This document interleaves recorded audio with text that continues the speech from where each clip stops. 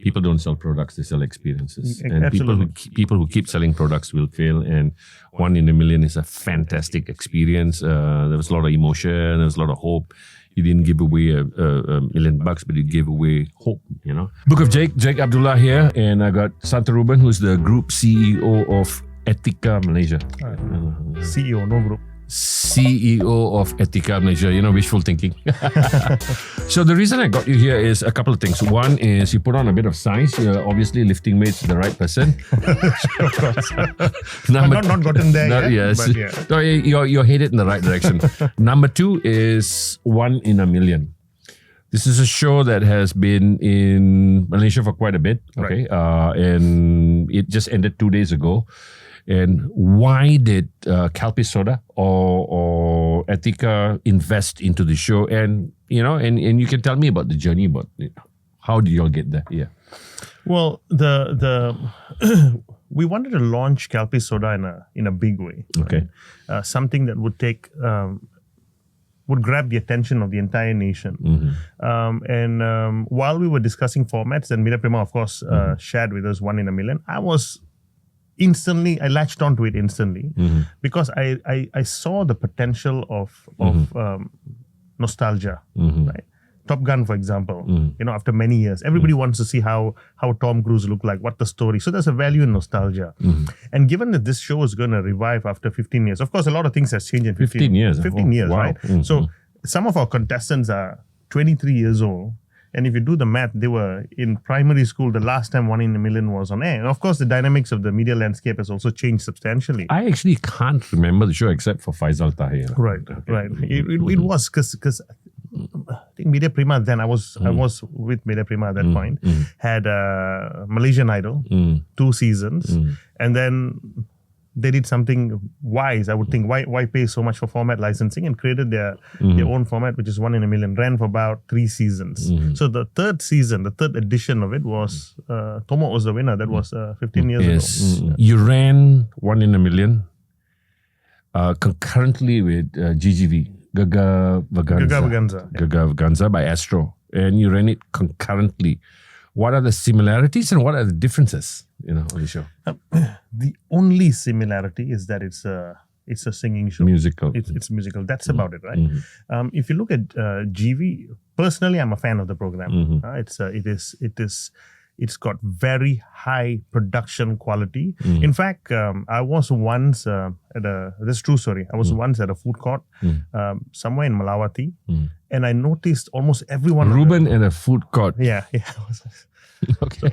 Food court is the best place. Just right? kidding. Just kidding. So it was in Malawati, and I noticed everyone paying attention to the screens. They were cheering, and that I was curious, and then I realized it was this, because I may not necessarily be a target audience, target audience for Malay. But I realized, there was this show called Gaga Vaganza, and then I started paying a bit more attention to it, and I realized the quality of production, the attention to finer details, and the fact that it's actually giving a platform to veteran singers to actually make a comeback, right? So as a formula, I thought it's a really, really good show. It's like a zero to hero formula. It's like a one. I wouldn't say one hit wonder. These singers are actually legends of the past, right? And revival. It's like a revival. Like I'll give you an example. So sometimes we're at the gym and you introduce yourself to someone, and they're like, and you say, I was an announcer before, and the younger generation, they don't know that. I find that strange because Shocking. so because I grew up in a different time, different generation. So some of these singers are now given a chance to revive their career at a later stage of life, and that's fantastic. Revive is also your brand. Yeah, it is. I was just thinking about that unintentionally. Okay. Yeah, so it is a really good show, and if you watch GV, the finer details, I think that the people behind the production did a fantastic job on GV. 1 in a Million, however, is a story of hope. It's not a singing show, right? I wouldn't necessarily call it a singing show, right? I mean, look, the truth is, if you wanted music, you'd probably find it somewhere else, right? It's more a story of hope.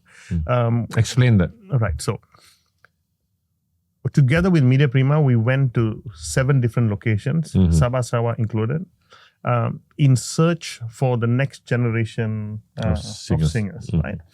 And some of these people, some of the finalists, they were street buskers, people who has passion for music, and and they may not be necessarily too good when it comes to social media.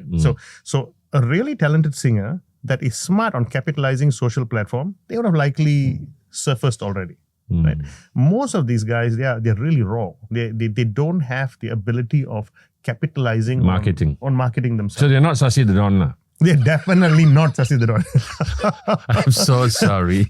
We always talk about Sasi the Don. Okay. Sasi the Don is a brilliant marketer. Brilliant marketer. Okay. So to us, it's a big thing.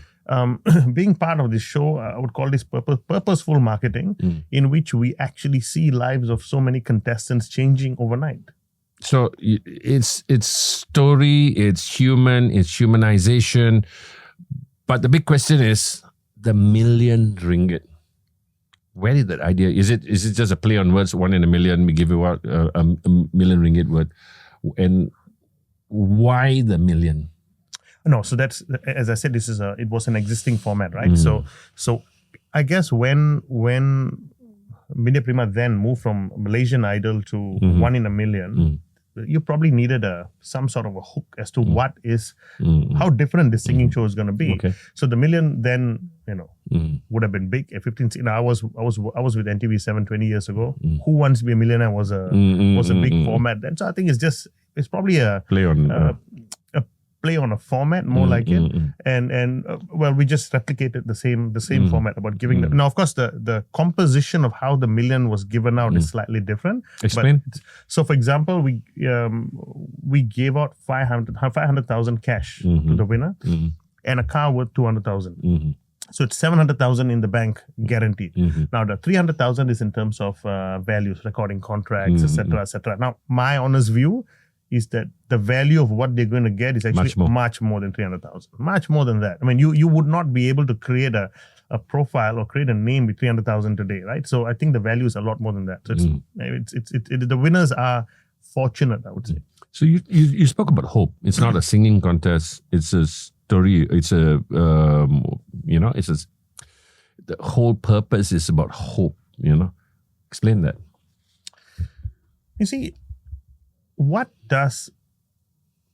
Now we're trying to market our product. We want something that viewers, audience would want. So we are working with the media owner, in this case Media Prima, and we want to create something where viewers, listeners are going to gravitate towards.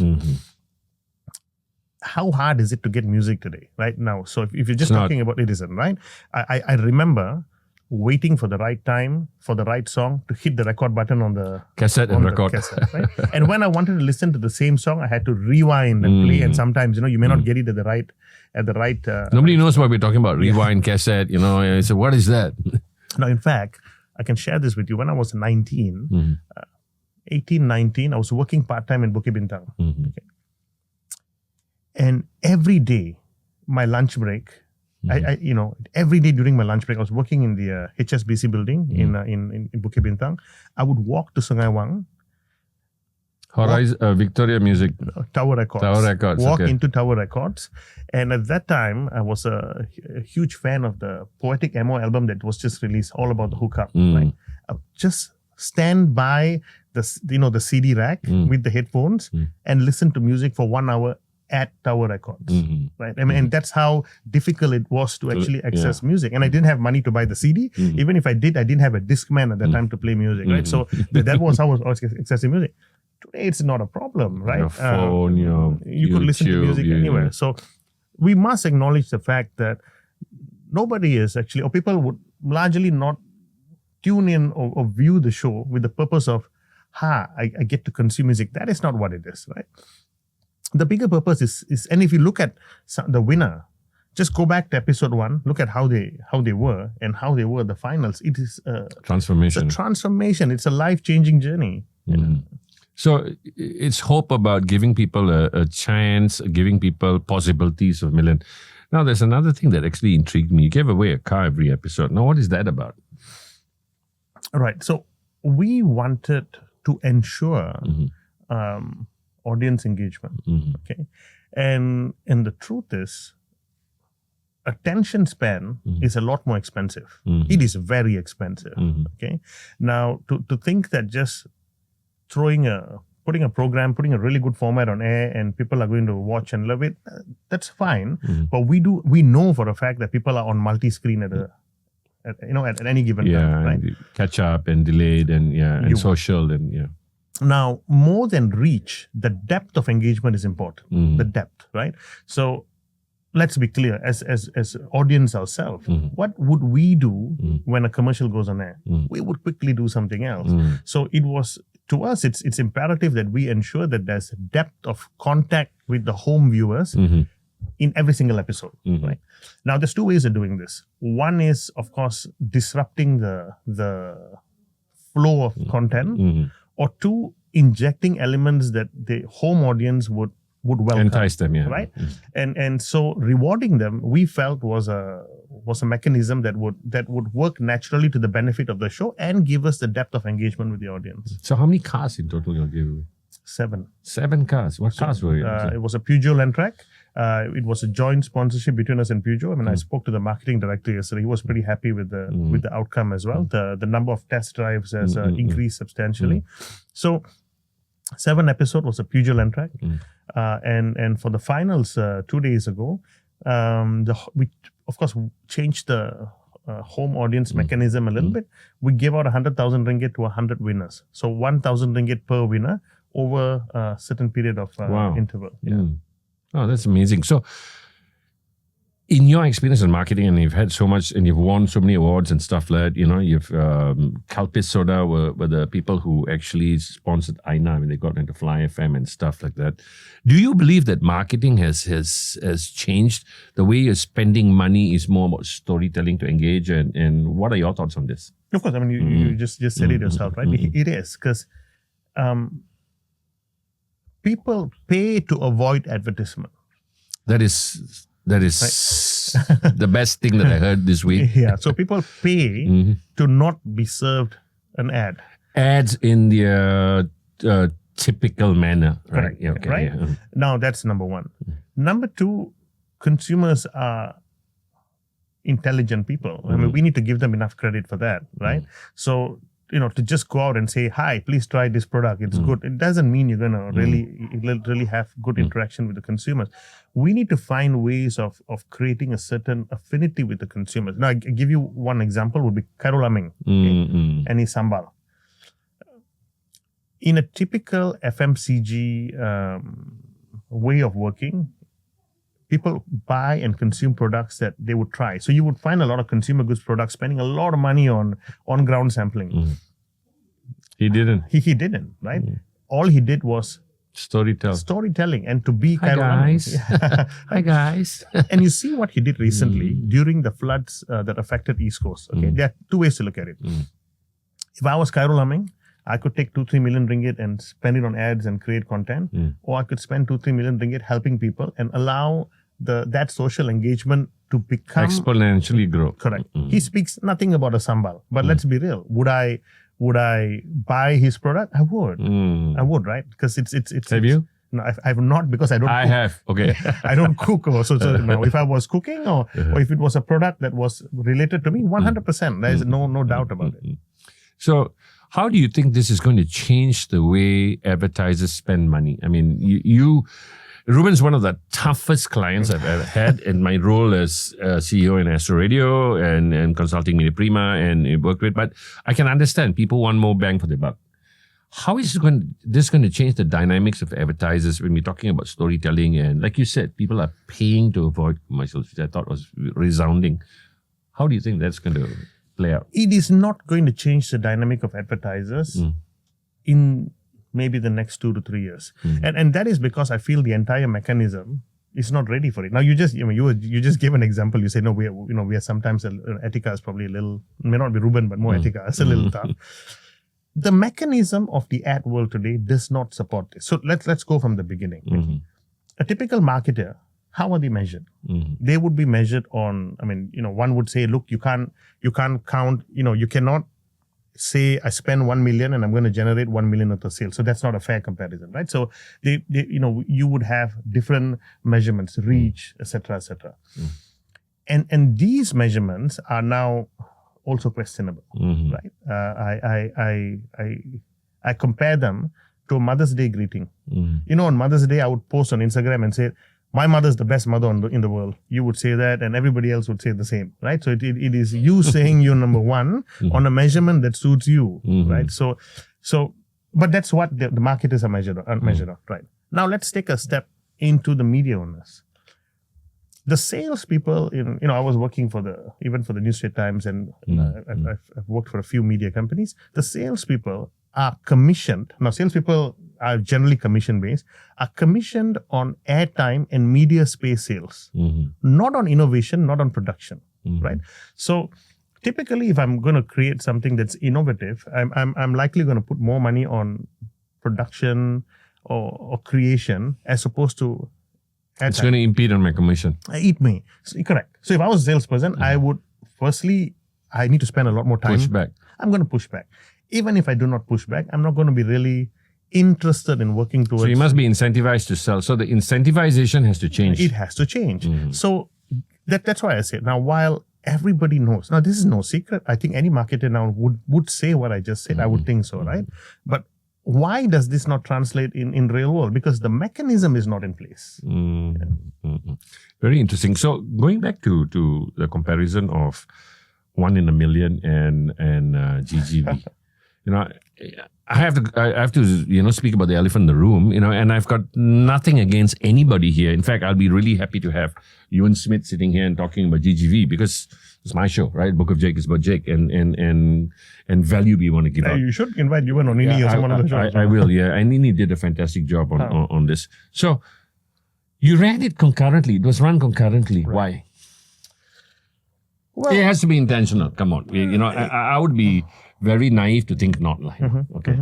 Okay. So, give you a bit of a perspective, and this is my thinking, and it may not necessarily be real. Okay. Now, let's take movement on water. Okay. Let's you could either row. It takes energy. You got a motorboat. Different energy, or you surf. Okay. The fantastic part about surfing is that it's purely kinetics. I mean, it is. You don't. So in that situation, you spend less, right? In a marketing world, the ability to create the wave more expensive. It is, but when you have the wave, then the movement becomes right. So it was my opinion that adding it at the same time would create a wave. A wave not generated by consumers, not generated by the advertisers, but generated by the media owners themselves. And that is exactly what it was. It was a wave. So, but weren't you surfing? Sorry? Weren't you actually surfing? Yeah, I would say that we were surfing. Right. So as an advertising partner, on a scale of 1 to 10, how would I consider our investments on the show? 11. No doubts about that. Explain that. So if you that's why I said the depth overachieved. Yeah. No. So in terms of awareness, nobody who watches the show wouldn't know what Kalpi soda was. You're telling me about in Kelantan, people are asking about it. Yeah, correct. So, in cases where we have to, we've got a sales force that needs to walk into an outlet and convince them, look, I've got a new product. Would you like to try my product? And this is not an easy process because the outlet owners will need to actually spend ahead before recouping their margins, right? And the truth is, if you didn't have a certain product in your chiller, the consumers walking in the outlet is likely going to buy another product. So there's actually no loss to the merchants in that case. Therefore, the initial selling is difficult. In this case, I've had feedback from our sales personnel that, kita masuk kedai tu je ditanya kita, Kalpi soda ada ke tak? Dia orang nak beli Kalpi soda. So that gives you a bit of a perspective that your marketing has worked. It has worked, and the selling, it has eased the selling. The true measurement whether or not marketing works is your ability to increase prices. then you could say, and it eases the process of selling. In this case, it has eased the process of selling in quite a fair bit. So, in your opinion, how successful has 1 in a Million, this revival of the show, been for you as a brand owner? As an advertising partner, I consider it a success. It was successful. Now, could everything in this world could be improved? I could improve the way I'm dressed now. Well, I mean, everything could be improved, right? But if I just take a step back and look at how fast I can't believe you can improve because can't see you're in me. camouflage. I'm camouflage. Yeah, sorry. That was a bola tanggung. Okay. So if you look at it from the time taken to actually revive the show and air it, and the outcome that we've gotten over the last 7-8 weeks, fantastic. So even you were trending on X or X Twitter. Yeah, almost every other week. Almost every other week, right? So it is. You would see now, as far as the bigness of the show is concerned. Most of the viewers or people who are aware of it, at least in my circle, they have seen it either on X, on Instagram, on TikTok, on Facebook, some other platforms, right? And even on maybe Obulan and all that. But when we introduced the show, so just take a step back on it, right? It's a show that's been trending on a weekly basis. We give out a car every episode. We gave out 100,000 to 100 winners in the finals. The winner of the show gets a million ringgit and a life-changing opportunity. Tick all the boxes, right? Ticks all the boxes. Now, and that too without needing to break the bank. Or losing an arm and a leg on an extensive production. So, would you do it again? 1 in a Million? You have to ask Nini this question.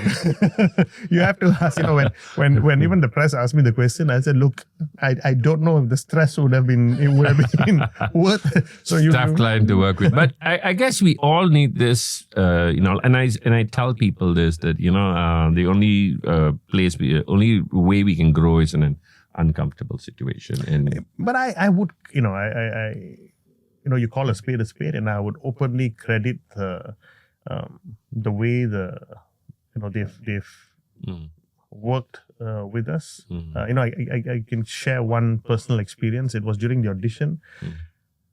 Saturday morning, I woke up and I said, look, let's just drive to Penang. And I just randomly drove to Penang. I know this because I also got a message saying, anyway, carry on. and I was at the audition and I called Nini, right? And look, this is the CEO of one of the largest, if not largest, media conglomerate in the country, and she was there in the evening, and that actually, if that is not commitment, what is? And this is from the leader of the company, right? And you see that trickling down, and I guess Media Prima TV networks, Media Prima as an entire network, even radio especially. The radio was also playing all the new songs of the artists. As a network has even the out of home, So I guess it's. Given the best shot and making the show what it is. So what's next for you in the next year, beginning to Ramadan and as heading Etika? You want to share with us any of your ideas that is going to be mind blowing, or you're saving it for? No, we are working on a couple of things. There's one coming up. I think I'll save that for the official announcement. I'm pretty excited about that personally. Okay. All right. It's a cooking show, a little different, and that's something that I'm looking forward to. We're also working with Astro on a movie that is set to release somewhere Q3 this year. And that's also... You can actually say, what's the Kluang Man, right? No, not Kluang Man. Oh, sorry. Kluang Man was this is another content. It's called Abah Saya Uncle Mike. Okay. And that movie is set to release Q3 this year. Okay. And that's something I'm excited about because it's the first time. So in the case of Kluang Man, we're a sponsor. In the case of this movie, we are working. We actually went. I mean, we approached Astro and spoke about creating this movie. So it's actually purely sponsorship driven. First time. So that's another way of looking at marketing dollars being spent and to coexist as a mutual beneficial ecosystem. Correct. Okay, Because it allows but again, it comes down to mindset. Okay. Now, if I were to spend, I'm just giving example. I spend ringgit 1 million on advertisement. I could do whatever I want in the show. But if I decide to work with the media owner and say, look, I'm going to spend 1 million ringgit with you, and then I want to decide what's going to happen in the show, and then it's not consumer or audience viewer friendly, that's not the way to go. Therefore, the mindset needs to be different. Okay, that's fantastic. So, lastly, tips on future marketeers or marketeers here. What can you sort of share for marketeers to actually improve? I mean, you've won the award how many times, and you've done so many award-winning stuff. How should marketers look at, the next 3 years? Forget 3 years, maybe 18 months. The marketers should just not look at things as marketers.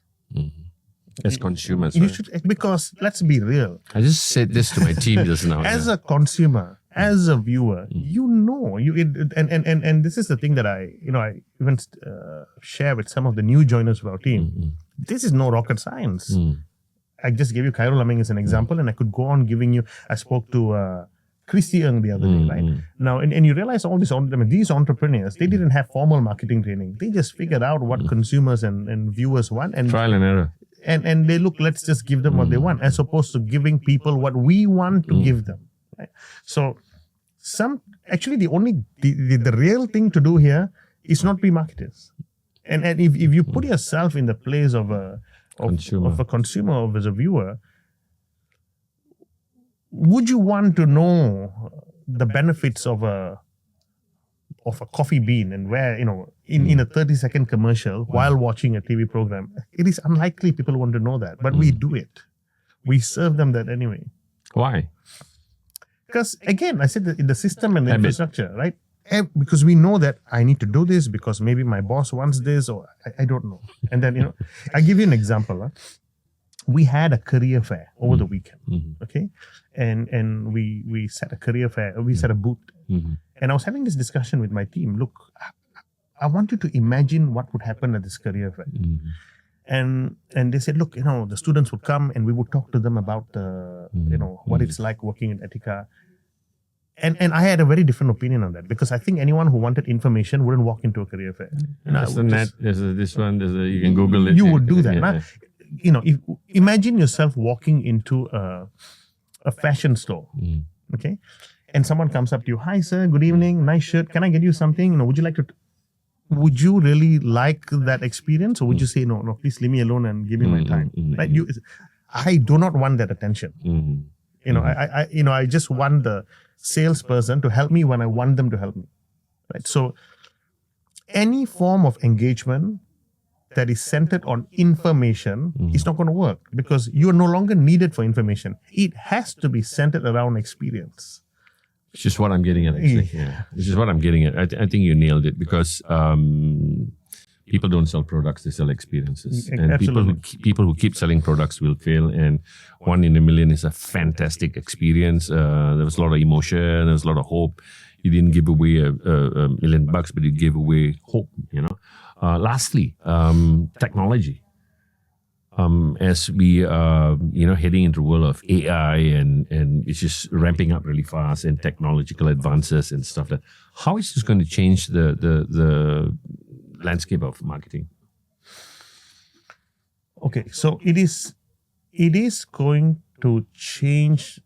I mean, this is an obvious. Everybody would tell you it's going to change significantly. It will. We know that's going to change. How it's going to change significantly is the other question, right? So, for example, when it comes to copywriting, now today, at bare minimum, everyone's already using it for copywriting. Okay?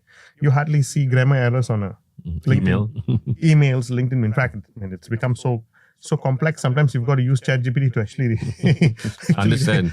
Can you decipher what this person said? Decipher it, because it's in language that's so bombastic. It's of course made communication. But here's the thing: people are already using it for copywriting purposes. Then you see some people using it for image creation and video creation. That's text to image, text to video. Yeah. that's not huge yet. Okay, so as these things progress, it is going to impact BTL agencies first. Okay, but on the hindsight, if these agencies take the step of using it first and coming clean and using it, they would then be able to actually cut costs and actually begin to. So it's about a transformation. It's who decides to make this transformation, right? So if the agencies don't quickly embrace it, actually embracing it is one thing, but you have to embrace and communicate it. So for example, if I was running a small agency and I realized, wow, let me just use this, and I reduce my headcount and I continue to make larger margin, it is going to be temporary because somebody will figure out that the cost. That's one, but the advertisers are going to think, okay, I'm paying so much, why don't I move in-house? And then you can't reverse that, right? One should communicate it and already give that discount. Okay, and from a storytelling perspective, let's say, if I was running a marketing department, now I go back to the management and say, look, we're embracing AI. I mean, everybody wants to say that. We're embracing AI. These 5 agencies that we have, that was the cost now, this is the cost now. And it actually keeps everyone's job in place for a bit. But long term, as more and more people start figuring this out, it is going to change the way we work. Is it going to necessarily affect jobs? Yes and no. But it is going to change the way we work. Because at the end of the day, creativity is something that is purely generated from the human mind. Yes and no. I would say yes and no again, but this is a story from another time. I believe that it's ramping up 5x, 10x every year. I think that AI and AI generation, generative AI, Sora and all that are just at the beginning. We are seeing text to video development it's just ramping up so fast. So it is going to change, and you can already see the dynamic changes in advertising agency, marketing, creative agencies and stuff. There were a lot of CEOs that go last year. And you will continue to see this. I'm just speculating. Again, like I said, this is my thoughts. They are purely my thoughts. And the people who don't embrace, and you said it rightly, people who don't embrace AI are going to suffer. There is a cost dynamics that has to be considered also. And you said it also rightfully, like we do in Media Prima here, most of it is done in-house. So I think that's going to be the dynamics. Any parting words for people who want to see the more buff Ruban? No, so I mean, thank you very much for inviting me, and it's been a pleasure talking to you. And I hope, whatever little nuggets, it's actually beneficial to people. And to me, I think if I were to go back to the point of discussion we had on these shows, Malaysia has 31 million population. Ultimately, to me, nirvana is when a day comes where we could use all our influence, all our energy to the benefit of the industry, right? How do we create singers, talents that would represent the country and would global and go global? I think Yuvan said this in his interview a couple of weeks ago. To get the Korea effect, right? How do we be a net exporter of content, in which then the pie for everyone just goes bigger, as opposed to just battling for the crumbs that are dropping. And this shift needs to take place. It will benefit advertisers, it will benefit, and more importantly, it will benefit the talents, the industry, and the artists. I think I must have Fahmi Fadil on the show, because I think, no, it's true, because I actually feel that people say that, it can be done tomorrow, it can be done day after tomorrow. South Korea took a long time. It was a decade long of planning and execution and trial and error. We just can't flip the switch, But great thoughts. Thank you for being the show. And Fahmi Fadil, YB, if you're free, just message me. You can get on the show. Okay. Thanks for coming in, Ruban. And I really hope that 1 in a million becomes 2 in a million. It means, next year. And look forward to your Ramadan cooking show. Thank you very much. Thanks. Okay, guys, please like, share, and subscribe. And please follow Ruban on LinkedIn, and also on social media. You can see him lifting weights with me.